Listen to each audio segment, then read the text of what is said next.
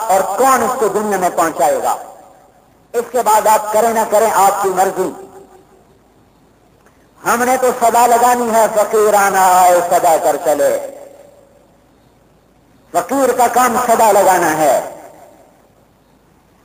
دنیا کا کفر اس کے لیے بھی ہمارا نبی رسول ہے. گمراہ مسلمان ان کے لیے بھی ہمارا رسول ہے. نیک مسلمان ان کے لیے بھی ہمارا رسول ہے. جنات ان کے لیے بھی ہمارا رسول ہے. وہ تو چلا گیا، کتاب چھوڑ گیا، اپنی زندگی چھوڑ گیا. اب حیرانی ہو رہا، میں نے آپ کو حضور کا حلیہ بتایا، کسی نبی کا حلیہ محفوظ نہیں ہے. میں نے مختصر بتایا، لمبا نہیں بتایا. اس سے زیادہ تفصیل ہے، صرف میں نے اشارہ کیا. جن بکریوں کا دودھ حضور کے گھر میں جاتا تھا ان بکریوں کے نام بھی کتابوں میں موجود ہیں. اجوا، فقیہ، زمزم، برکہ، ورثہ، اطلال، اطراف، غیفہ، کمرہ، یہ 9 بکریاں ہیں جن کا دودھ دو کے حضور کے گھر جاتا تھا. اور یمن ایک بکرا تھا 10 پانچ میں چھوڑا جاتا تھا. شہباء، ادباء، جدعاء، قصواء، یہ وہ اونٹنی ہیں جن پر حضور نے سواری فرمائی. لہیر، سراج، مرتجب، فقد، صبحہ، یہ وہ گھوڑے ہیں جن پر حضور نے سواری فرمائی. ہم تو گھوڑے نہیں بھلا سکے، آپ کی زندگی کیسے بھلائیں؟ 1400 سال ہم سے اپنے نبی کا ایک ذرائی کے برابر کا عمل بھی ہم سے نہیں چھپا سکا. تو دو کام کر گئے، قرآن چھوڑ گئے، اپنی زندگی چھوڑ گئے. جس کا ایک ذرہ بھی آج تک محفوظ ہے، زندہ ہے، تابندہ ہے. اور جب تک سورج مغرب سے نہیں نکلتا اور قرآن کے حرف نہیں مٹتے، ہمارے نبی کی زندگی بھی محفوظ رہے گی، کتاب اللہ بھی محفوظ رہے گی. لہذا ہمارے نبی نے ہر روح میں اپنے آپ کو ثابت کیا. سالار بھی بن کے دکھایا، حاکم بھی بن کے دکھایا، شہری بھی بن کے دکھایا، دیہاتی بن کے دکھایا، خامن بن کے دکھایا، باپ بن کے دکھایا، بھائی بن کے دکھایا، دوست بن کے دکھایا، سیاستدان بن کے دکھایا، سالار بن کے دکھایا. صرف نبوت کے روپ میں نہیں آئے، ہر روپ میں آئے تاکہ امت کے ہر طبقے کو راہ ملے، راستہ ملے. تجارت بھی کی ہے، امت کے تاجروں کو راہ ملے. زراعت کے اصول بتائے تاکہ زراعت والوں کو راہ ملے. حکومت کے اصول بتائے تاکہ حکمرانوں کو راہ ملے. کون بتائے گا؟ یہ سوال باقی ہے. یہ امت، آپ تو کہتے ہیں ہمارے ذمہ میں ایک آیت سن لیں، ہواؤں کا رخ بدل رہا ہے، پتہ نہیں کہیں بارش نہ شروع ہو جائے. میں اپنی بات گول کرتا ہوں، مختصر کرتا ہوں. ثم اورثنا الكتاب الذين اصطفينا من عبادنا فمنهم ظالم لنفسه ومنهم مقتصد ومنهم سابق بالخيرات بإذن الله ذلك هو الفضل الكبير. سورہ فاطر، سورہ یاسین سے پہلے میں نے اس کی ایک آیت تلاوت کی ہے. اللہ کہہ رہے ہیں پھر ہم نے اس کتاب کا وارث بنایا کن کو؟ جن کو ہم نے چن لیا، جن کا ہم نے کتاب اللہ کا وارث بنایا. وہ کون لوگ ہیں؟ فمنہم ظالم لنفسہ، کچھ ظالم ہیں، منہم مقتصد، کچھ نیک ہیں، منہم سابق بالخیرات، کچھ بڑے ہی اللہ تعالیٰ کے فرمانبردار اور نیکیوں میں آگے بڑھنے والے ہیں. تھوڑی سی توجہ فرمائیں، آپ کو پتہ چلے گا کہ تبلیغ کا کام تبلیغی جماعت والے کہہ رہے ہیں کہ اللہ کہہ رہا ہے. یہ کتاب ہم نے تمہیں دے دی، کس لیے؟ کھانے کے لیے، چاٹنے کے لیے. کتاب کیوں ملی ہے؟ عمل کے لیے. کتاب کیوں ملی ہے؟ آگے پہنچانے کے لیے. وارث بنایا، لفظ وارث پہ غور کریں. وارث ہمیں اللہ نے وارث بنایا. وارث بنانے کا کیا مطلب ہے؟ کہ ہمارا اور اللہ کا کوئی خصوصی تعلق ضرور ہے جو وراثت آ رہی ہے. ایک اللہ اپنے اور آپ کے اور اپنے درمیان تعلق کو بتا رہا ہے. وارث کو وراثت منتقل ہوتی ہے، وہ چاہے یا نہ چاہے وہ منتقل ہوتی ہے. وہ مطلب ہے کہ یہ امت اس کتاب کے وارث ہونے کی حقدار ہے. اگر ہوتا ورثہ ہوتا ہے غیر حقدار کو وارث بنانا، اور ایسا ہوتا ہے حقدار کو وارث بنانا. تو اللہ فرما رہے ہیں میں نے تمہیں وارث بنایا. کس لیے؟ اس کی حفاظت کے لیے. کس لیے؟ اس کو سینے سے لگانے کے لیے. کس لیے؟ اس کو آگے پہنچ. اچھا اب کیا ہوگا؟ نافرمان کہیں گے ہم تو خود بے عمل ہیں، ہم کیا کتاب کی آگے دعوت دیں تبلیغ کریں گے. نیکوکار کہیں گے ہم تو پہلے ہی نمازی پرہیزگار ہیں، ہمیں کیا ضرورت ہے آگے بات پہنچانے کی. تو اللہ تعالیٰ نے ان کو پہلے ذکر کیا فَمِنْهُمْ ظَالِمٌ لِنَفْسِهِ، جو اس امت کے نافرمان ہیں وہ بھی میری کتاب کے وارث ہیں، وہ بھی میرے پیغام کو آگے پہنچائیں گے. دیکھو میرے بھائیو، دکان وراثت میں ملتی ہے نا، حفاظت اس کی ذمہ لگ جاتی ہے، اس سے نفع اٹھانا ذمہ لگ جاتا ہے، اس سے مال آگے پہنچانا ذمہ لگ جاتا ہے. اگر آپ دکان بند کر دیں وراثت میں تو ایک دن بیچنی پڑے گی، اس سے اگر نفع نہیں اٹھائیں گے بیچنا پڑے گا، اسے بیچنا. زمین وراثت میں مل گئی، اب اس پر کاشت بھی ذمہ، اٹھانا بھی ذمہ، آگے بیچنا بھی ذمہ. اگر اسے کاشت نہ کرے تو بنجر ہو گئی، نفع نہیں آئیں گے، بک جائے گی. کاشت کر کے گھر میں لا کے رکھ لے اور آگے نہ بیچے تو گھن کھا جائے گا، سارا غلہ برباد ہو جائے گا. تو وراثت کا لفظ بتا رہا ہے حفاظت بھی کرو، نفع بھی اٹھاؤ، آگے بھی پہنچاؤ. تو کتاب کے تم وارث ہو، حفاظت کرو ضائع نہ ہو، عمل کرو نظر آئے، آگے پہنچاؤ تو تم آخری نبی کی امت ہو. جو ظالم ہیں نافرمان وہ کہتے ہیں ہم نافرمان ہیں، ہم کیا تبلیغ کریں. اللہ ان کو پہلے ذکر کر رہا ہے یہ عذر نہیں چلے گا، تم بھی میرے پیغام کے پہنچانے والے ہو. میری بات سمجھ میں آ رہی؟ جو لوگ کہتے ہیں ہم نمازی پرہیزگار، ہمیں کوئی ضرورت نہیں کسی کو کہنے کی، منہم مقتصد، اللہ ان کو کہہ رہا ہے تمہارے ریجن میں ہے، گھر بیٹھنے نہیں آئے ہو.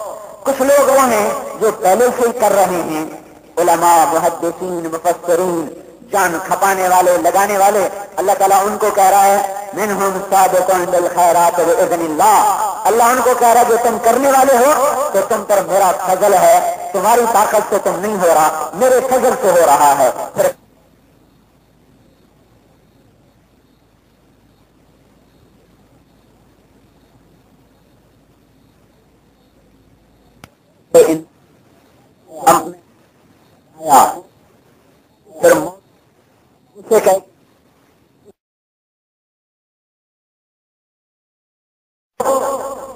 میں نے پہلے حضور پاک صلی اللہ علیہ وسلم کی زندگی کا کچھ نقشہ پیش کیا، ایمانیات، عبادات، اخلاقیات. میں سارا 1.5-2 گھنٹے میں کیسے بیان کروں؟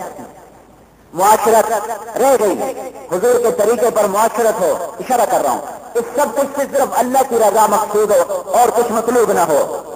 یہ سارا گلدستہ بنا کر بازار میں آؤ، خریدار بہت ہیں، بازار میں آ جاؤ، خریدار بہت ہیں. ایک زمانہ تھا لوگ سنتے نہیں تھے، اب سننے والوں کی کمی نہیں ہے، بتانے والوں کی کمی ہے. خود سے آ رہے ہیں. ابھی سیالکوٹ میں ہم گئے 2 مہینے پہلے، 1972 میں سیالکوٹ میں ہم گئے. ہر مسجد سے ہمیں نکال دیتے، کہتے یہ وہابی ہیں ان کو نکال دو، یہ گستاخ رسول ہیں، گالیاں الگ دیتے. یہ شکر کسی نے مارا نہیں، مارنے کو آتے تھے پر ہمارا امیر ایسے محنت کرتا تھا، وہ گالیاں دیتے، وہ دعا دیتے ماشاء، وہ کہتے تمہاری سنیں، کہتے ماشاء اللہ ماشاء اللہ. وہ اتنی موٹی گاڑی نکالتے وہ کہتے ماشاء اللہ ماشاء اللہ. ذرا آپ خود توازن کریں کہ گستاخ رسول کون ہے، توازن کریں. مسجدوں سے نکال دینا. اللہ کا نبی تو کافر کو گھر بلا کے روٹی کھلا کے اسلام سمجھاتا تھا. خیر بار تو الگ بات ہے، نہ غلط فہمی اور کچھ نہیں، غلط فہمی کسی کا کچھ نہیں. 1972 میں ہر مسجد سے نکالے گئے، ہر مسجد سے نکالے گئے اور بڑی بڑی خواری ہوئی. گالیاں سن سن کے کلیجہ پک گیا ہمارا. اور ہمارا امیر تسلی دیتا کوئی نہیں کوئی نہیں، صبر کرو صبر کرو. آخر ایک دن میں نے تنگ آ کے پوچھا، میں نے کہا امیر صاحب کوئی زمانہ آئے گا کہ لوگ ہماری بات بھی سنیں گے؟ تو انہوں نے مجھ سے کہا یہ اکتوبر 1972 کی بات آپ کو بتا رہا ہوں. تو مجھ سے کہنے کے بیٹا غریبوں میں کام کرتے رہو، ایک وقت آئے گا بادشاہ بھی سنیں گے. تو شرط یہ ہے کہ ان کی دنیا سے نفع نہ اٹھایا جائے، ان کی حکومت سے نفع نہ اٹھایا جائے، ان کے مال پر نظر نہ رکھی جائے، پھر بادشاہ بھی سنیں. 1994 میں بات آئی گئی ہو گئی، بھول بھلیاں ہو گئی، میں رائمنڈ داخل ہو گیا. رائمنڈ کی چکی ایسی تیز کہ نہ دن کا ہوش نہ رات کا ہوش. 10 مہینے گھر جانا نہیں ہوتا تھا پڑھائی میں. 1994 میں آ گیا. 22 برس یوں گزرے کہ جیسے 22 پل گزرے ہوں. اسلام آباد ہماری جماعت آئی. صدر پاکستان کو دعوت دینے کے لیے جماعت تشکیل ہوئی. 4 آدمی اس میں مقرر ہوئے. اس میں جو بات کرنے والا تھا متکلم وہ مجھے طے کیا گیا کہ صدر سے سارے ضمیر بات کرے. تو جب ہم جا رہے تھے ایوان صدر تو ایک دم ماضی کے دریچے کھلے اور 22 برس نے پیچھے چھلانگ لگائی اور مجھے سیالکوٹ کی مسجد نظر آئی. امیر صاحب میرے کان میں بات کرتے نظر آئے. ماضی کے اندھیروں میں 18 برس کی عمر میں یہ میرا سوال تھا اور میرا امیر مجھ سے کہہ رہا بیٹا غریبوں میں کام کرتے رہو ایک دن بادشاہ بھی بات سنیں گے. نبوت والی زندگی لاؤ. توڑ کی باتیں ختم کرو, نفرت کی باتیں دفن کرو. زمانہ سننے کو آج بھی تیار ہے. اور تو ہم نے اسلام کی تبلیغ یہ سمجھا کہ اختلافی مسائل کو منبر سے بولو یہ اسلام کی تبلیغ ہے. یہ اسلام کی تبلیغ نہیں, یہ تو نفرتوں کی تبلیغ ہے. ہمارا نبی محبتیں پھیلانے آیا, نفرتیں پھیلانے نہیں آیا.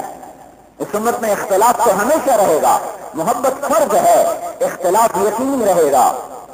اتنا ظرف پیدا کرو میرے بھائیوں کہ اختلاف کے باوجود بھی محبتیں سیکھو.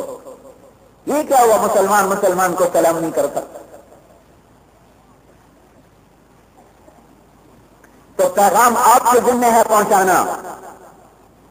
ثم اورثنا الکتاب, ہم نے وارث بنایا کتاب کا. الذین اصطفینا من عبادنا, جن کو میں نے چن لیا. یہ سارے نیک پاک نہیں. فمنہم ظالم لنفسہ, اس میں ہمارے جیسے نافرمان بھی ہیں. منہم مقتصد, اس میں نیکوکار بھی ہیں. منہم سابق بالخیرات, اس میں بڑے بڑے مرتبے والے بھی ہیں. کام سب کریں گے, سب کا کام ہے. بے عمل بھی دعوت دے, عمل والا بھی دعوت دے. ارے میرے بھائیو کبھی کبھی بے عمل کا بول بھی زندگیاں بدل جاتا ہے. دعوت دینے کے لیے عمل شرط نہیں ہے, قبولیت کے لیے عمل شرط ہے. ہر حال میں ہم اللہ کا پیغام سنائیں اور پہنچائیں. اس کی نیتیں کرو, اس کے ارادے کرو اور اس کے لیے 4 مہینے چلے کے لیے نکلو. تبلیغی جماعت کے لیے عالم دنیا کو اللہ کا پیغام سنانے کے لیے. بارش شروع ہو گئی, بیٹھے رہو, اللہ کی رحمت ہے. فرش پاک ہے, مسجد پاک ہے, زمین پیاسی ترسی ہے. لے لو, کوئی سردی کا زمانہ ہے. بیٹھے رہو. اللہ کو اسی دن شاید پیار آ جائے اور جیسے پانی کی بارش آئی ہے شاید ہدایت کی بارش بھی آ جائے. ہم تبلیغی جماعت کی دعوت نہیں دے رہے, آپ کو اپنے کام کی دعوت دے رہے ہیں. آپ کتاب اللہ کے وارث, اسلام کے پھیلانے والے, اللہ کے نبی کے نائب, اس کو عالم میں پہنچانے والے. یہی کرتے کرتے مر جاؤ, عزتوں کے ساتھ اٹھو گے. اللہ کا نبی باہیں پھیلا کے سینے سے لگائے گا, اپنے ہاتھوں سے جام کوثر پلائے گا, ساری تھکن تھکاوٹ دور ہو جائے گی. اللہ اپنے دربار میں بلائے گا, نبیوں کا پڑوس دے گا, جنت کی سواریاں آئیں گی, بیویاں سج سج کے استقبال کو آئیں گی. آپ کی ایمان والی عورتیں پہلے جنت میں پہنچ جائیں گی. آپ اپنی نبی کے ساتھ جنت کا دروازہ کھلوا کے داخل ہوں گے. فرشتے گارڈ آف آنر پیش کریں گے, سلام علیکم طبتم فادخلوها خالدین. ہوائیں لے کے پیغام خوشیوں کے آئیں گی اور سواریاں آپ کو لے کے اپنے مقام پر پہنچائیں گی. وہاں آپ نیچے اتریں گے, آپ کی بیویاں پہلے پہنچ چکی ہوں گی, وہ آپ کا استقبال کریں گی, آپ کو لے کر تخت پر بٹھائیں گی. نیچے نہریں چلتی, اوپر سائے چھپے, پھل پکے, پانی بہتے ہوئے, سوارے اٹھتے ہوئے, چشمے گرتے ہوئے, پرندے اڑتے ہوئے, غلمان کھڑے ہوئے, قالین بچھے ہوئے, گاؤں کچے لگے ہوئے, فرش بچھے ہوئے, نور برستا ہوا, رحمت برستی ہوئی, امبر برستا ہوا, زعفران اگتا ہوا, نیمتوں کے در کھلتے ہوئے. ایک نشہ آئے گا جب فرشتے آ کر سلام سلام سلام سلام, حیران ہو کر دیکھیں گے منہ میں مشتخار, مجھے فرشتے سلام کر رہے, میرے رب کی قسم ابھی فرشتوں کے سلام کا نشہ ختم نہیں ہوگا. ایک دم عرش کا در کھلے گا اور اللہ خود جھانک کر کہے گا سلام قولا من رب الرحیم. ارے اپنے رب کا سلام بھی قبول کرو، تمہارا رب بھی تمہیں سلام پیش کر رہا ہے۔ سوچو